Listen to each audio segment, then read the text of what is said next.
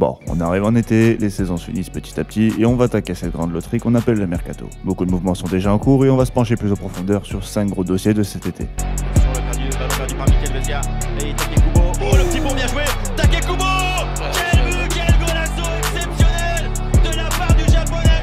Quel plaisir de voir Kubo s'épanouir et monter en puissance. Après plusieurs années de galère à se faire prêter à droite à gauche, Kubo peut enfin étaler son talent sous la bannière de la Sociedad. En championnat, c'est 35 matchs, 9 buts, 4 passes décisives, 9 fois homme du match sur cette saison. Kubo a été un élément clé de la Real Sociedad. Positionné à droite ou comme second attaquant, il est un élément phare de l'animation offensive. Des dribbles toujours aussi destructeurs, des fautes et des pénaltys gagnés à la chaîne, Kubo devient de plus en plus décisif et par conséquent, des clubs ont forcément commencé à essayer de se positionner sur le dossier. Si le Milan AC a longtemps gardé un œil sur le joueur, son rival napolitain a également récemment mis un pied sur le dossier.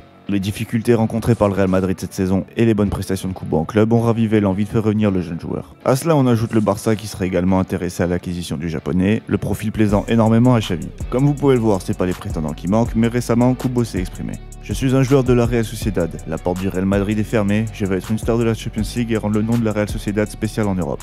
Du coup, très peu de chances de le voir bouger cet été. La Sociedad joue la Ligue des Champions cette saison et après plusieurs années compliquées, Take cherchera maintenant la stabilité afin de pouvoir continuer sa montée en puissance. Het is 3 tegen 2. Hoe speelt Twente dit uit? Nakamura zelf. Nakamura zelf. 1-0 Twente.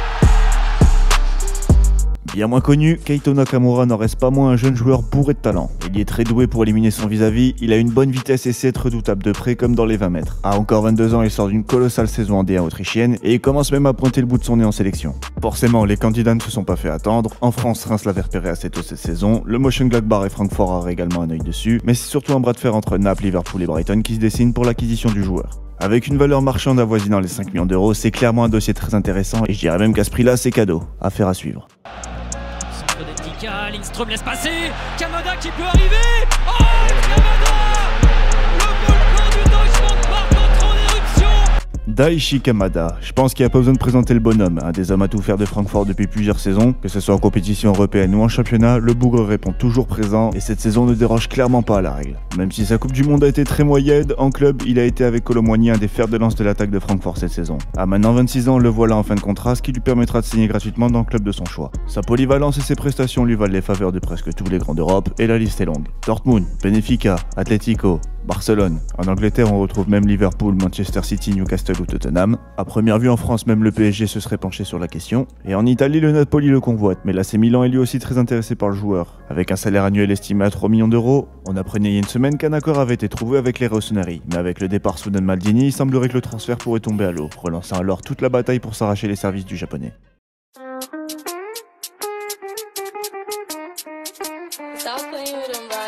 How can I lose if I'm already chose? Like, if she feeling hot, then I make that bitch frozen. I get a bitch high every time that I post. Damn.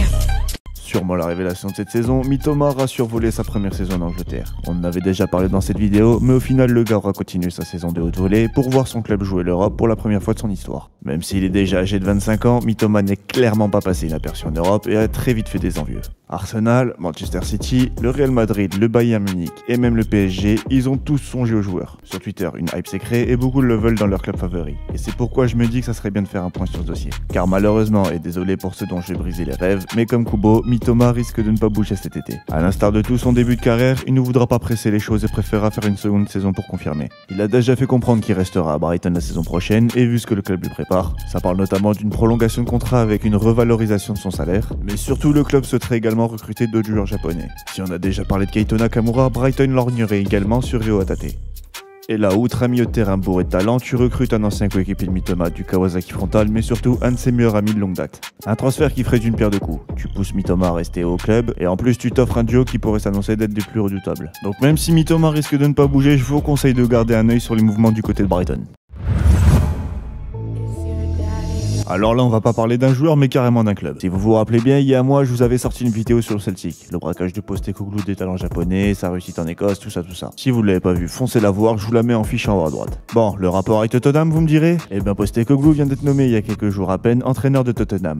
Et oui, il compte bien continuer son travail de recrutement japonais là-bas. Avec Harry Kane qui partira normalement cet été, Postecoglou aurait exigé avec sa venue l'achat de Kyogo Furuhashi, l'intérieur blond du Celtic. Avec ça, il voudrait également rapatrier Ryo Hatate, qui devra donc choisir entre son ancien coach coach et jouer avec son meilleur pote. On apprend aussi que Wataru Endo serait surveillé, et là perso je trouve que c'est une dinguerie, car c'est un joueur tellement sous-coté. Il a fait une coupe du monde de très haut niveau et depuis plusieurs saisons il sauve comme il peut le cataclysme que vit Stuttgart. C'est un joueur qui a une énorme présence et un bon volume de jeu au milieu de terrain, il est super constant, j'arrive vraiment pas à comprendre comment aucun club n'était venu le sauver plus tôt. Postecoglou souhaiterait aussi à première vue renforcer sa défense avec un centraux et des latéraux. Et même si aucun nom n'a fuité pour l'instant, je serais pas surpris de voir Tottenham se pencher sur Hiroki Ito ou Ko Itakura qui est aussi suivi par Naples. Mais aussi pourquoi pas Yokinari Sugawara qui à 22 ans sort d'une bonne saison avec la Z Alkmaar. Bref, là aussi le chantier est alléchant et c'est clair que je vais garder un œil là-dessus cet été.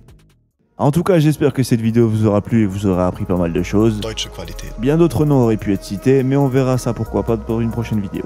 Laissez-moi vos avis sur ces transferts ou ceux que vous voudrez voir en commentaire. Si le format vous a régalé, faites-le moi savoir avec un pouce bleu. Et n'hésitez pas à vous abonner, on est bientôt 300, ça fait super plaisir. Sur ce, je vous laisse, c'était Ganska, sayonara.